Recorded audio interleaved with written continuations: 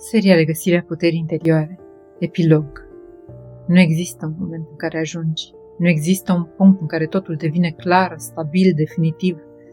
Pentru că viața nu este o linie dreaptă. Este o revenire. Iar puterea interioară nu este ceva ce câștigi odată și păstrezi pentru totdeauna. Este ceva la care te întorci. De fiecare dată când te pierzi. De fiecare dată când uiți. De fiecare dată când, pentru o clipă, te întorci în vechile tipare. Și nu pentru că nu ai evoluat, ci pentru că ești om. A fost un drum, poate mai lung decât ai fi vrut, poate mai dur decât ai fi ales. Un drum în care ai început prin a căuta în exterior răspunsuri, validare, siguranță și încet, fără să-ți dai seama exact când, direcția s-a schimbat. Ai început să vezi tiparele care se repetau, ai început să vezi locurile în care te-ai pierdut pentru a rămâne. Ai văzut oamenii prin ceea ce pot, nu prin ceea ce sperai să devină. Ai învățat să te alegi, nu din ego, nu din revoltă, ci dintr-o liniște nouă. Ai învățat că nu tot ce doare trebuie păstrat, că nu tot ce pleacă trebuie urmărit, că nu tot ce simți trebuie explicat.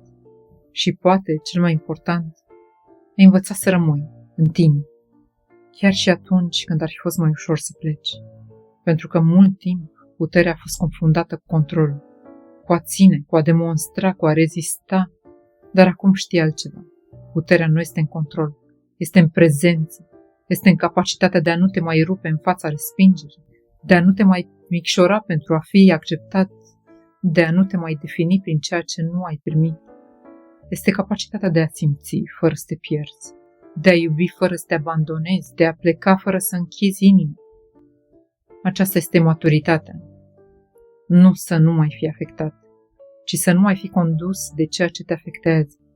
Și în acest punct ceva se schimbă profund.